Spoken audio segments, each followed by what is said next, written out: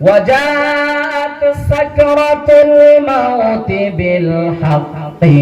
ذلك ما كنت منه تحيد আল্লাহ তাআলা বললেন ওয়াজাত সাকরাতুল মাউত বিল হক যালিকা মা কুনতা মিনহু তাহিদ বান্দা সত্যি সত্যি মৃত্যুর যন্ত্রণা আসিবে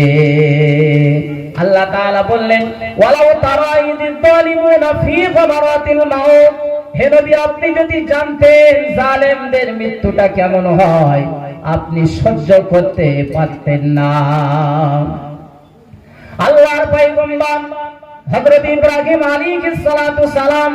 এক সময় মালাকুল মউত আজরাইলকে বলেছিলেন হে মালাকুল মউত আজরাইল দুনিয়ার জমিনেতে তুমি যখন কোন পাপী বান্দার জাহান্নামী বান্দার জান কবজ করার জন্য যাও তোমার যে আকৃতিটা হয় তুমি যে রূপটা ধারণ করো ওইটা আমাকে একটু দেখাও ওই সময় হযরতে মালাকুল মউত আজরাইল আলাইহিস সালাতু সালাম বলেছিলেন হে আল্লাহর নবী কসম আপনি এটা দেখতে চাইবেন না আপনি সহ্য করতে পারবেন না আল্লাহর নবীর পয়গম্বর হযরত ইব্রাহিম আলাইহিস সালাতু সালাম মালাকুল মউত আজরাইলকে বললেন না মালাকুল মউত আমি এটা দেখতে চাই তুমি আমাকে একটু দেখাও এবার হযরতে মালাকুল মউত আজরাইল আলাইহিস সালাতু সালাম দুনিয়ার জমিনেতে কোন পাপী বান্দা জাহান্নামী বান্দার জান কবজ করার সময় যে আকৃতিটা ধারণ করে মালাকুল মউত আজরাইল আলাইহিস সালাতু সালাম যে কালো কুদসি আকৃতিটা ধারণ করে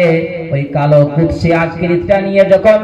হযরতে পয়গম্বর ইব্রাহিম আলাইহিস সালাতু সালামের সম্মুখে হাজির হলেন আল্লাহর নবীর পয়গম্বর ইব্রাহিম আলাইহিস সালাতু সালাম চিৎকার দিয়ে বেহুশ হয়ে আল্লাহর জমিনেতে পড়ে গেলেন আল্লাহ নবী বলেন মৃত্যুর সময় মরণের সময় বান্দা যে চিৎকার করে পৃথিবীর কোন মানুষ যদি মৃত ব্যক্তির চিৎকার যদি পৃথিবীর কোন মানুষ যদি শুনতে পেত আজীবন বান্দাকে গোসল দিত না কাঁদে দিত না বান্দার জানাজা দিত না জিন আর ইনসান ব্যতীত মৃত ব্যক্তির কান্না আল্লাহ পাকের যত মাখলুক আছে সবাই শুনতে পায় জিন আর ইনসান ব্যতীত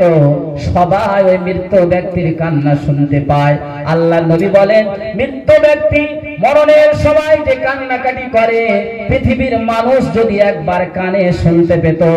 সাথে সাথে আল্লাহর জমিনেতে বেহুশ হয়ে পড়ে যেত।